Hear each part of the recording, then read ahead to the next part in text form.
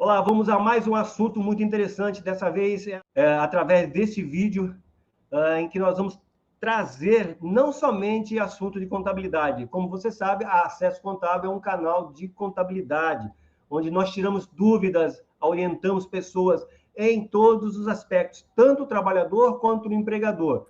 O trabalhador nos seus direitos trabalhistas e seus deveres, né? E a mesma coisa o empresário, o empregador, em todos os seus direitos e deveres trabalhistas e também empresariais. Tendo dúvida, entre em contato com a gente, de repente a gente pode até fazer uma videoconferência juntos e expor isso, porque para que possa tirar a dúvida de muita gente.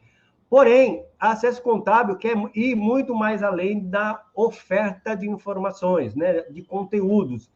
E como você viu na chamada, na nossa thumbnail, nós falamos aí sobre a possibilidade da restituição do ITBI para quem adquiriu imóvel nos últimos 5 anos.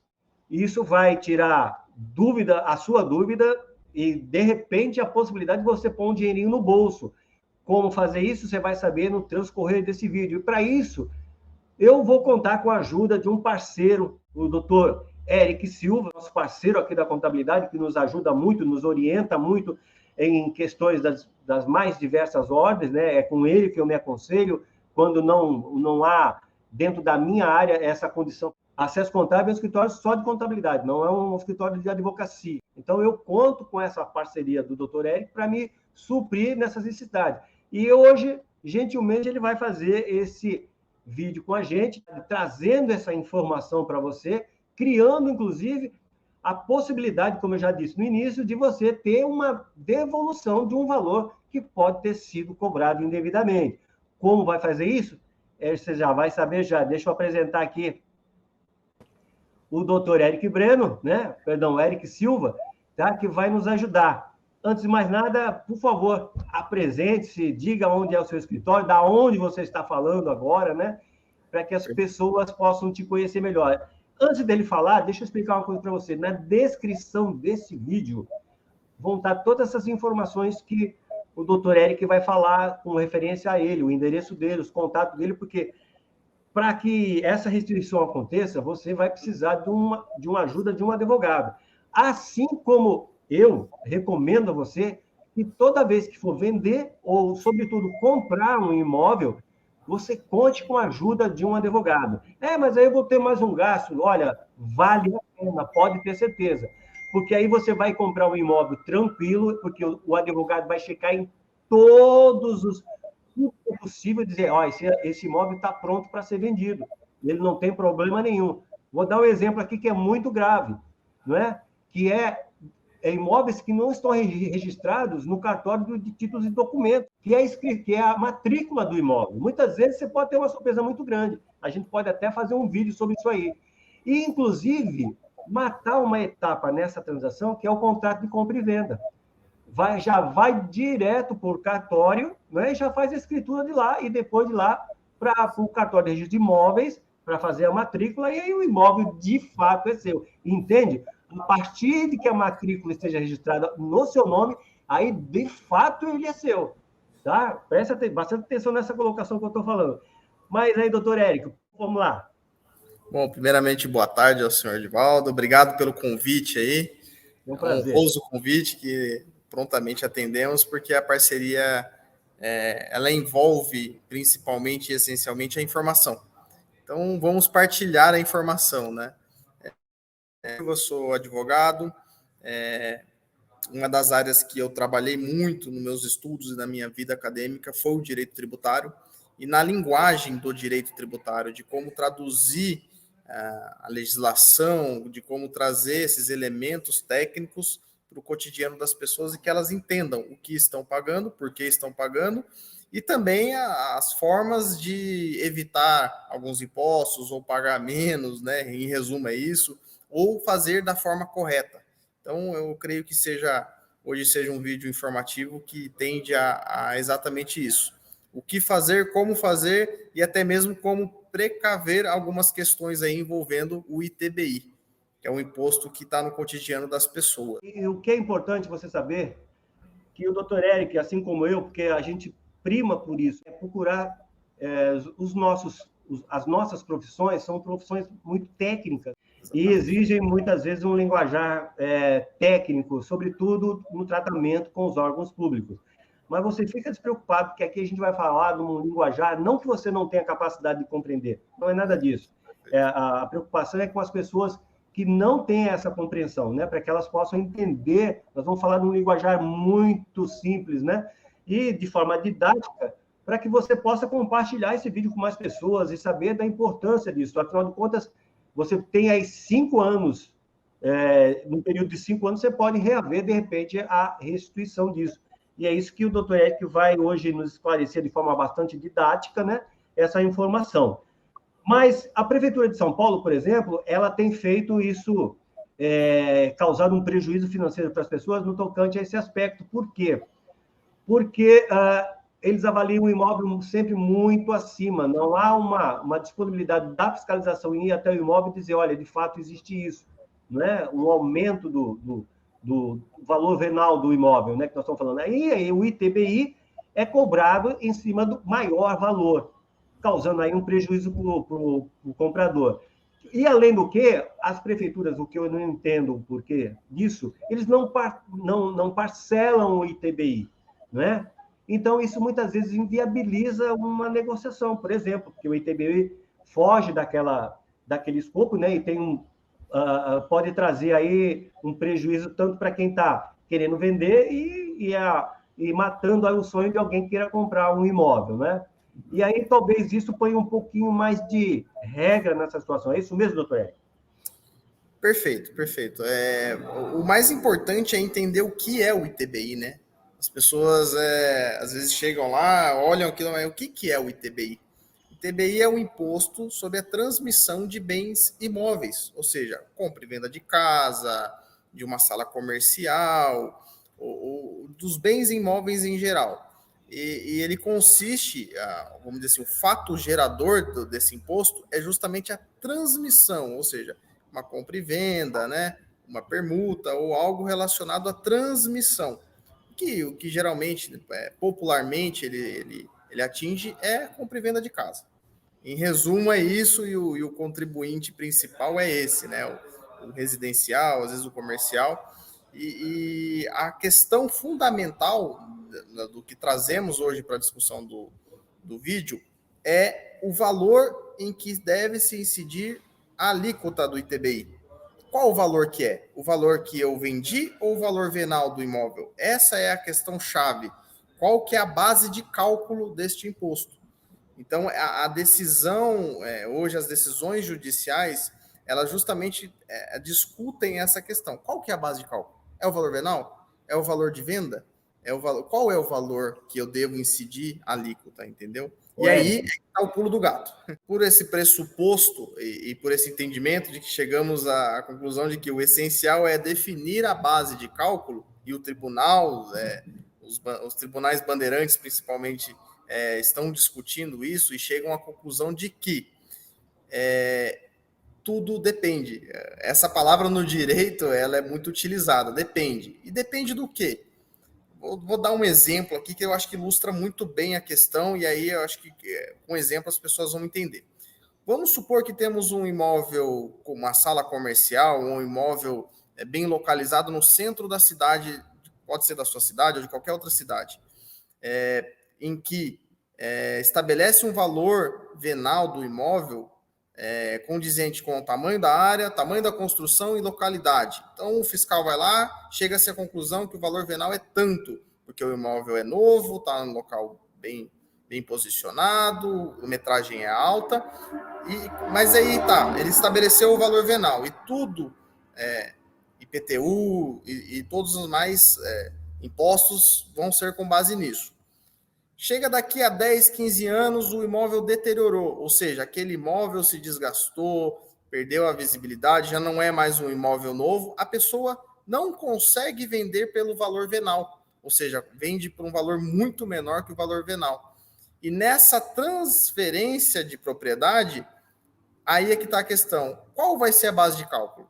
Aquele valor venal alto, que a prefeitura já auferiu lá atrás, ou vai ser o valor de venda do imóvel? Então, os tribunais bandeirantes, principalmente, e até os superiores tribunais, já estão direcionando o entendimento que seja no valor de venda, ou seja, naquele valor que a pessoa transferiu efetivamente o imóvel, e não o valor venal.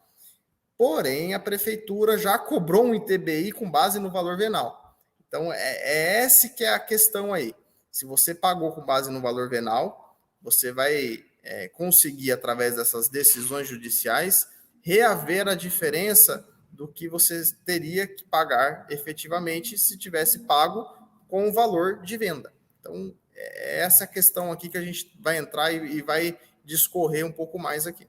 Eu queria que você falasse sobre a questão do STJ, que diz o seguinte: ao julgar o recurso especial, a primeira sessão do STJ estabeleceu uma série de mudanças envolvendo o cálculo do imposto nas operações de compra e venda de imóveis. Inicialmente, foi destacado que a base do cálculo do ITBI é o valor do imóvel transmitido em condições normais do mercado.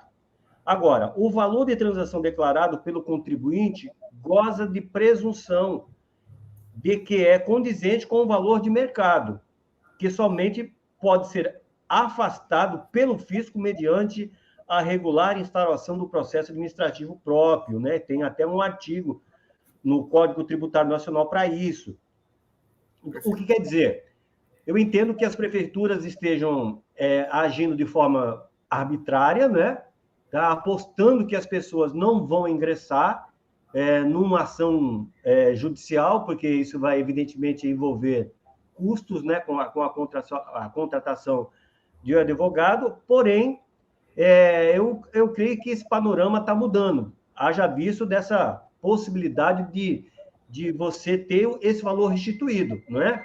Eu imagino que quando se fala de restituição, não estou falando do valor nu e cru que você pagou naquela época, né? Isso, evidentemente, corrigido, né? Já que a prefeitura, eu acho que a palavra correta, eu acho que eu me permito falar dessa forma, usou de má fé, né? Para poder cobrar do contribuinte algo que ele não deveria ter cobrado, ele teria a obrigação de estar por dentro dessas questões e, como eu disse no início do vídeo, criar até uma facilidade para o pagamento do ITBI, né? Parcelando esses pagamentos, né? Podia até inserir dentro do próprio IPTU, né? Ou um carnê à parte, sei lá, à parte, mas para viabilizar a questão de moradia, que isso também isso engloba qualquer tipo de imóvel, né? Inclusive os de valores de mercado menores, tal, mas uma pessoa que tem um poder aquisitivo menor, mesmo que faça esse financiamento pela Caixa, por exemplo, ela vai ter essa despesa aí extra muito significativa. E pior, né, doutor Érico? Muitas vezes as pessoas não têm nem ciência disso, que isso está lá na frente, né? Porque, exatamente, às vezes, corretores aí que estão só no afã de vender, não explicam que vão ter não somente a despesa do ITBI, do cartório, né? A despesa do ITBI e também a despesa da matrícula do imóvel, que é o que dá, repito, a segurança da aquisição do imóvel, né? O que você pode dizer a respeito? O sistema ele é extremamente burocrático, vamos dizer assim. Ele cria regras que engessam até o próprio mercado em si. Ele dificulta a transferência. Como bem disse, por vezes a pessoa deixa de fazer um negócio porque na ponta do lápis o custo vamos dizer assim, da regularização do imóvel já não vale mais a pena. Ou às vezes fica no contrato de gaveta, correndo o risco, né, futuramente de um problema. O Código Civil ele define muito bem, só é proprietário quem registra, ponto. Não existe... Quem tem a matrícula, né? Exatamente. O seu nome está na matrícula. Não são poucas as pessoas que... Perdão, desculpe cortar. Não são poucas as pessoas que têm a surpresa que chega lá no cartório e já tem um proprietário, já alguém matriculado. Não é esse que você está trazendo, que está vendendo. Já tem um outro aqui. E legalmente o dono é o último que está lá, né? Exatamente. E aí a pessoa fala assim, não, mas eu não vou ter problema, eu vou morar lá, vou ficar 10, 15 anos. Mas isso tem reflexo para eternidade, ad eterno, vamos dizer dessa forma. Porque, por exemplo, um inventário, se você não tiver o registro, você não vai inventariar aquele bem. Você corre o risco de uma ocupação, de um uso capião, de uma série de fatores ali, que até para defender a sua propriedade dificulta. Então, às vezes a burocracia criada pelo Estado nesse ponto, ela com certeza dificulta vamos dizer assim, a vida das pessoas e até evita de fomentar mais ainda o mercado imobiliário. Contudo, existem coisas que precisam ser feitas e nós temos que ter esse entendimento de que precisa da regularidade.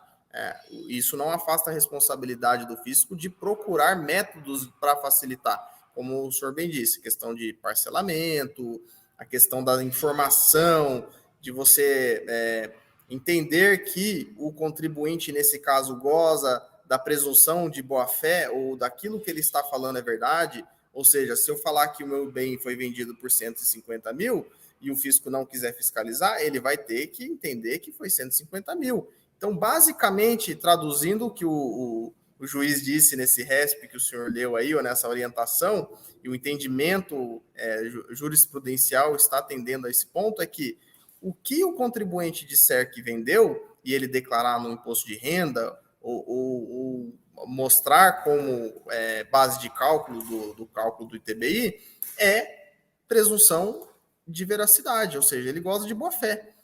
Caso o fisco entenda que aquilo que foi declarado não condiz com a realidade, o fisco, então, ou a prefeitura, então, que fiscalize.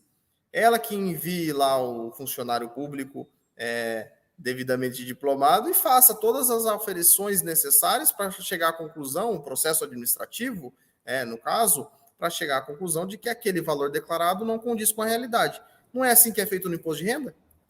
Nós não declaramos, não apontamos e depois ele vai lá verificar se está correto? Pois é, o que o fisco quer é exatamente isso, é ganhar no mole, né? Não quer ter trabalho algum. Perfeitamente.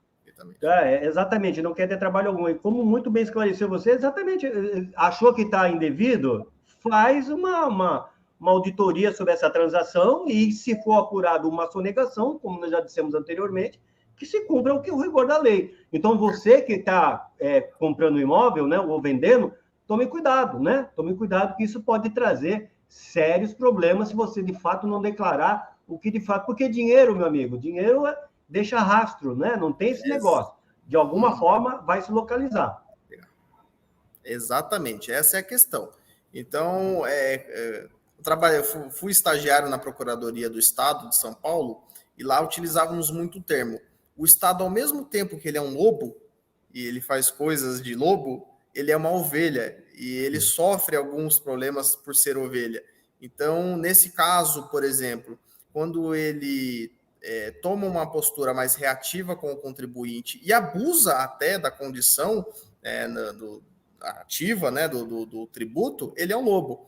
Mas na condição de ovelha, o contribuinte pode também declarar uma falsa verdade e, de repente, ele conseguir tomar vantagem sobre isso. Ocorre muito isso em imposto de renda, né? A pessoa, ela ofere lá, ela organiza da forma que ela entende que seja melhor para ela. Exatamente. Na minha área acontece muito isso. Inclusive, nesse atual governo, por conta da aplicação de uma regra existente, que inclusive foi aplicada no governo...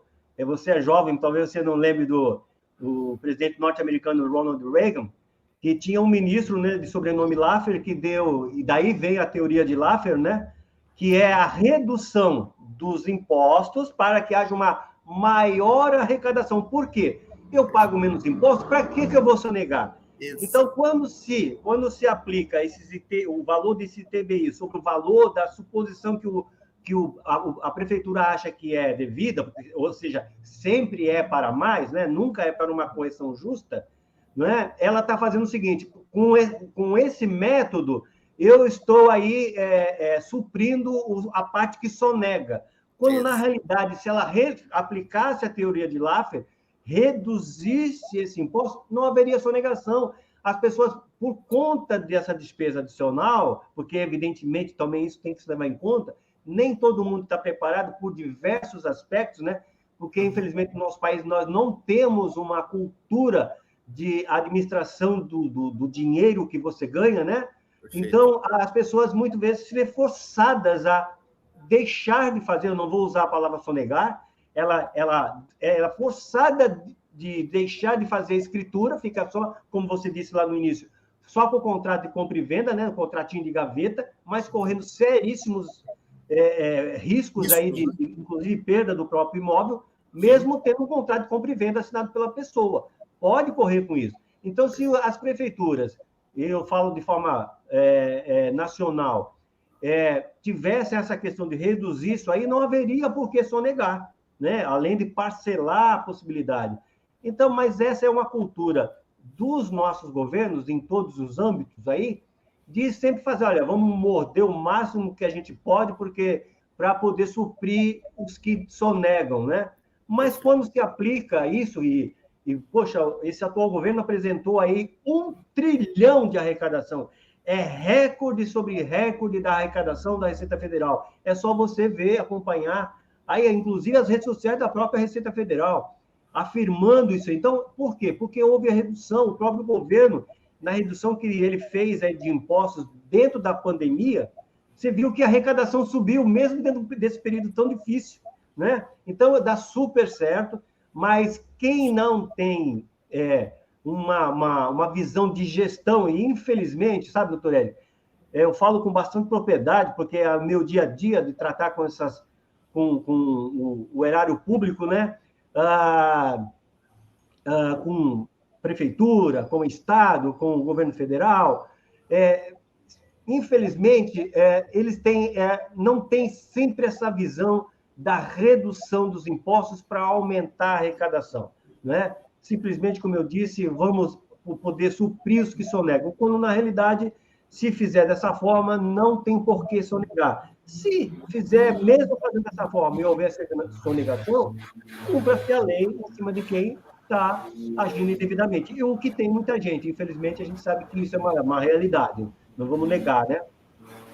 Não, perfeito. Eu acho que o entendimento, ele é muito claro, eu acho que até para o gestor público ele é bem claro nessa questão.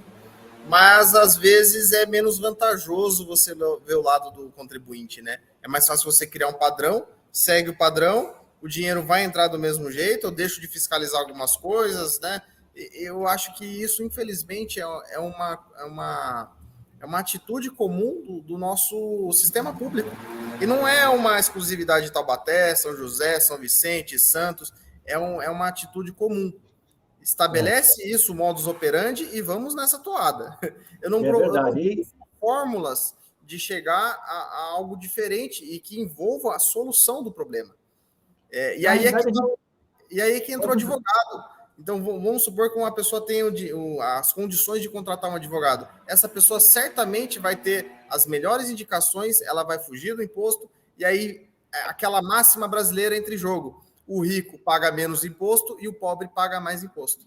Resumindo, a ópera fica dessa forma. Porque o rico, ele vai atrás do advogado para poder fazer a restituição de imposto, para poder evitar o imposto. E o pobre? Cadê a informação para o pobre? Ou para a pessoa de classe média que não consegue alcançar esse nível de informação? Como essas pessoas vão gerir esse sistema burocrático, entendeu? Essa que é a chave. E é por isso que eu peço ajuda sua, dentro do que acabou de dizer o doutor Eric, que compartilhe esse material, né? Se inscreva no canal, para que você possa ter essas informações gratuitamente, entendeu? E interagir com a gente para que a gente possa trazer mais informações, não o que nós achamos que você precisa, mas o que você de fato precisa de tipo de informações. A sua dúvida pode ser a dúvida de muita gente, já que nós somos um país imenso. Mas essa postura, voltando à questão do que nós estávamos falando do governo sempre cobrar alto, isso remonta ao Império, isso ainda é resquício do Brasil Império, é o modus operandi daquela época que ainda resiste às mudanças de gestão de um governo. Mas, para a gente finalizar, dessa maneira, eu diria o seguinte: os impostos que devem ser calculados a partir do valor da compra do imóvel, ou seja, o imposto, o ITBI, deve ser calculado a partir do valor da compra do imóvel, e não no valor venal, tá? Que é sempre o valor maior, tá? O tributo passa a ter como base de cálculo a valor da transação que efetivamente foi feito, como nós esclarecemos. Agora, caso isso tenha sido feito, doutor, o que é que esse amigo que nos assiste deve fazer? Então, vamos lá. Supondo que ele recolheu o imposto, o ITBI, sobre a base de cálculo valor venal e esse valor de venda efetivamente foi menor, ele consegue fazer a restituição da diferença do imposto. Vamos dar um exemplo em números. O valor venal do imóvel é 200 mil. Incidindo lá 4% sobre 200 mil reais, ele pagou X. Mas o valor de venda efetiva não foi 200 mil, ele vendeu por 150. Ou seja, ele pagou 4% sobre 50 mil a mais. Essa e a decisão, ela sobrepõe a questão do valor venal, e aí a pessoa consegue restituir esse valor de diferença entre os 150 mil que ele efetivamente vendeu e os 200 mil que o fisco entendeu como base de cálculo. Então, assim, não é o valor todo. Às vezes a pessoa acha, não, eu vou conseguir restituir o ITBI completo. Não, não é isso. É sobre a diferença entre o valor venal, que ele recolheu o imposto, e a base de cálculo de valor de efetiva venda. Então, é por isso que é importante buscar um advogado, buscar um contador, para justamente alinhar o entendimento da lei ou da jurisprudência sobre a numeração daquilo que você vai pedir a restituição. E essa restituição, a princípio, precisa ser feita judicialmente. Porque se você for fazer esse pedido de restituição administrativa, o fisco de pronto vai negar. Porque pro fisco é o valor venal que vale, ponto. Mas, judicialmente, aí o juiz vai olhar e falar, não, não é isso. O valor que o contribuinte está dizendo que efetivamente vendeu é o que vale. Entendeu? Então, essa que é... Agora, vou fazer um alerta aqui que é importante. Existem prefeituras em que acontece o inverso. Como assim o inverso, doutor? O valor venal, ele está muito baixo. E aí vale a pena para o contribuinte fazer o quê? Contribuir com o valor venal. Então, por isso, mais uma vez, é importante consultar um advogado para ele dizer assim, aqui cabe você se resguardar e pagar sobre o valor venal. Segue o jogo no valor venal. Aqui não, aqui você vendeu o valor abaixo do valor venal. Então, vale a pena você buscar pagar sobre o valor de venda. Então, um exemplo crasso é quando a pessoa vende um imóvel por 300 mil, mas o valor venal dele é 150 mil. Então, gera essa diferença. Entendeu? Então, essas questões que é importante procurar um contador, procurar um advogado, para que a gente gere um entendimento do melhor para o contribuinte, mas dentro da legalidade. Exatamente, então, amparado pela lei, né? Já que exatamente. A vantagem sempre deveria ser para o contribuinte, né? Perfeito. Sempre deveria. E existem as vantagens para o contribuinte. E elas estão aonde? Ali, nos meandros da lei, que infelizmente nós não temos, porque não faz parte do nosso dia. Até creio que nós estamos crescendo como nesse aspecto de procurar saber os nossos deveres e nossos direitos legais, né? E mais para esse tipo de situação e para muitas outras situações é que nós temos que recorrer à justiça. É por isso que muitas vezes você vê um crime cometido e a pessoa saiu ilesa. Mas por quê? Que injustiça. Não, é porque a lei garante aquela pessoa. Tá? Agora, moralmente está errado? Tá errado. Mas como é que se faz a mudança disso? Mudando as leis. E para isso nós temos que ter uma participação maior como cidadão, cobrando dos nossos deputados federais, dos nossos senadores, que são os homens que promovem as mudanças das leis num contexto nacional, não é? Assim, numa esfera menor, no âmbito do Estado e também no âmbito do município, né?